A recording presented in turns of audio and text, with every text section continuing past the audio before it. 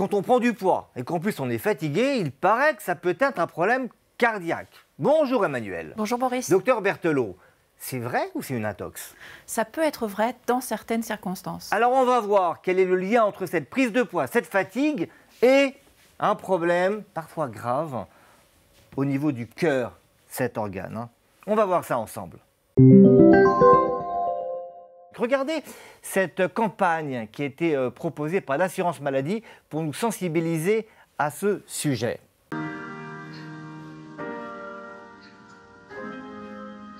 Essoufflement inhabituel? Prise de poids rapide?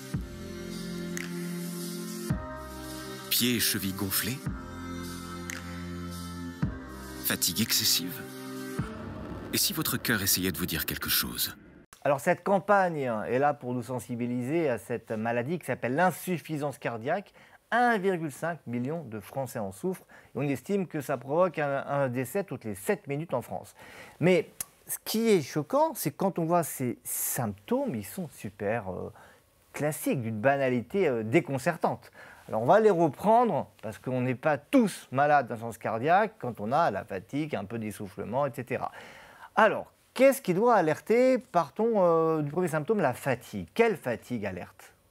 Alors, il est normal d'être fatigué quand on va faire un effort intense ou qu'on va avoir une activité intense. Ce qui n'est pas normal, finalement, c'est d'avoir une fatigue qui survient alors qu'il n'y a pas eu de changement sur son activité habituelle et qu'on avait de l'énergie avant et on a moins d'énergie après. Ce qui compte aussi, c'est d'associer la fatigue avec d'autres symptômes. Ce n'est pas la fatigue toute seule, en fait. Donc, si je suis fatigué parce que je travaille beaucoup, parce que j'ai mal dormi, voilà, ce n'est pas cette fatigue qui doit alerter, c'est si elle est associée à d'autres symptômes. C'est ça ce que vous nous dites. C'est ça, c'est l'association des symptômes qu'il faut rechercher. Alors, le deuxième signe qui est mentionné, c'est la prise de poids. Alors, moi, l'activité professionnelle, c'est en particulier la prise en charge des personnes en situation d'obésité. Et tous les jours, je vois des personnes qui me disent qu'elles ont pris du poids sans vraiment comprendre. Regardez sur Internet ce qu'on peut voir comme type de témoignage. En 3 mois de temps, j'ai pris 10 kilos. Et cette personne nous dit « Je mange sainement, petit déjeuner léger avec un fruit, une grande tasse de thé. À midi, je mange une tartine de pain complet. Bon, le soir, je veille à avoir au minimum 3 légumes, je mange du pain. » Et elle nous dit « J'ai pris 10 kilos comme ça sans raison. » Honnêtement, ce genre de témoignage, on en lit tous les jours, on en voit, on en entend tous les jours. Est-ce que ça, pour vous, ça veut dire insuffisance cardiaque? La prise de poids doit alerter les gens quand elle est rapide, c'est-à-dire c'est la prise de 2 kg, 3 kg en quelques jours. Et ça s'associe en fait avec d'autres symptômes, les œdèmes. En fait, on gonfle brusquement. Donc, ce n'est pas le fait d'avoir pris du poids sur quelques mois sans vraiment comprendre et qui doit alerter, mais vous nous dites quelques jours une prise de poids, c'est en quelques jours. C'est en quelques jours, oui, c'est ça. C'est une prise de poids assez rapide. Alors, troisième signe, effectivement, dont on parle dans la campagne de prévention, de dépistage de l'insuffisance cardiaque, ce sont les œdèmes. Œdèmes, ce sont des gonflements, et en particulier quand c'est au niveau des jambes, des chevilles. Mais là encore, c'est assez banal, parce que qui n'a pas les jambes un peu gonflées en fin de journée, en particulier quand il fait chaud? Exactement, donc il y a 3 types d'œdèmes. En fait, il y a des œdèmes qui sont des œdèmes d'insuffisance veineuse ou d'insuffisance lymphatique, qui sont des œdèmes en fait qui vont apparaître quand on est trop longtemps debout. Là, les œdèmes de l'insuffisance cardiaque, ce sont des œdèmes qui sont blancs, mous et qui prennent en fait ce qu'on appelle le godet. Alors, plutôt que nous montrer vos chevilles, on va regarder un examen qui a été fait, une vidéo qui nous a été gentiment prêtée. Décrivez-nous ça. Donc vous voyez, en fait, les œdèmes sont situés au niveau du bas des mollets. Et quand on appuie, on opère une pression avec le pouce ou avec l'index sur la partie où il y a de l'œdème, on voit la trace du doigt qui reste imprégnée dans les chairs, donc du coup dans les tissus. Donc en fait, ça montre qu'il y a une infiltration d'eau et de sel à l'intérieur du tissu sous-cutané. Il y a un quatrième signe, là c'est un peu plus intuitif, quoique tout le monde ne rattache pas cela au cœur, c'est l'essoufflement. Alors effectivement, quand on a un essoufflement, c'est un essoufflement qui doit nous alerter, c'est un essoufflement qui survient pour des efforts importants. Si vous m'avez dit un essoufflement qui survient pour des efforts importants, c'est celui-là qui doit nous alerter? Alors, effectivement, en fait, c'est un changement d'essoufflement.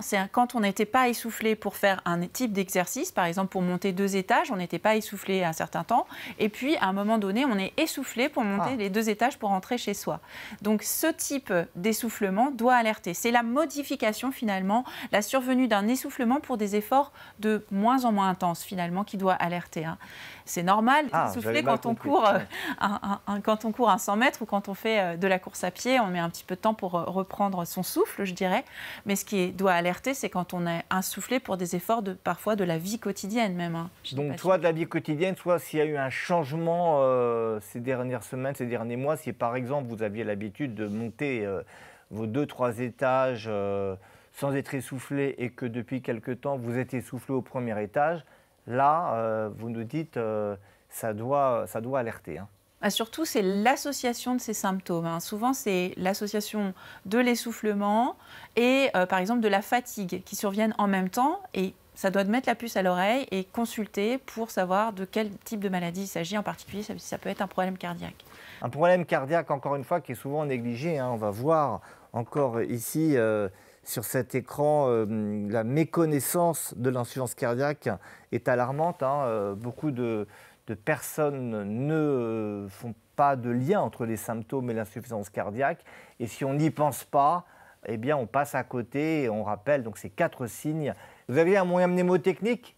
C'est ça, en fait, c'est EPOF, essoufflement, prise de poids, œdème, fatigue. Voilà, donc ces 4 signes doivent alerter et si on diagnostique précocement l'insuffisance cardiaque, on peut la traiter, on y revient dans un instant. Et d'ailleurs, on parle de ce sujet avec les mécanismes, les causes, dans une autre vidéo qu'on a fait ensemble. Elle était sympa cette vidéo. Exactement, Boris. Bon, je vous recommande de la regarder. Alors, il y a un signe dont on n'a pas parlé, ce serait des palpitations ou le cœur qui bat vite. Ce n'est pas un signe qui doit alerter, ça? Les palpitations peuvent être reliées à l'insuffisance cardiaque. On va dire que ce n'est pas un signe spécifique d'insuffisance cardiaque. La palpitation, juste pour ceux qui ne connaîtraient pas, c'est la perception de ces battements cardiaques, soit que ça va trop vite, soit on sent des battements dans le cœur. Donc, c'est pas le signe phare. C'est ça que vous nous dites? Alors, les palpitations peuvent survenir en cas de problème cardiaque. Et dans l'insuffisance cardiaque, il peut y avoir des palpitations, puisqu'en fait, l'insuffisance cardiaque est parfois reliée à, par exemple, la fibrillation atriale. Les troubles du rythme du cœur, voilà. Ils sont liés à la maladie cardiaque. Exactement. Cardiaque, mais ce n'est pas les premiers symptômes qu'on peut voir survenir. Donc, néanmoins, les palpitations sont un symptôme cardiaque qui peut amener à consulter chez un médecin généraliste ou chez un cardiologue. Alors, si on prend son pouls, on peut prendre son pouls ici, sous le pouce d'ailleurs. C'est pas mal de montrer comment on fait. Ça permet de connaître la fréquence de son cœur. C'est quoi une fréquence cardiaque normale ou une fréquence cardiaque trop élevée? Le cœur bat entre 60 et 90 fois par minute. Vous savez comment elle le sait? Elle a compté, Emmanuelle. D'ailleurs, elle a fait un livre qui s'appelle 3 milliards de battements. C'est de reprendre une vie. Donc, si vous divisez ça par le nombre de jours, le nombre de minutes, ça fait entre 60 et 90 battements par minute. Voilà, quand le cœur est en dessous de 60, ça peut être normal quand on est un grand sportif ou qu'on a le cœur très lent, mais parfois, surtout quand on est un peu plus âgé, il faut s'inquiéter d'avoir un cœur qui bat trop lentement. Et à l'inverse, quand on a un cœur qui bat au-dessus de 90 battements par minute, ça peut être anormal, surtout quand il y a une arythmie. On en avait parlé dans une autre vidéo également. Ça peut être une arythmie cardiaque et l'arythmie, ça se soigne, il faut la prendre en compte et en charge. Et consulter un médecin pour trouver le bon traitement.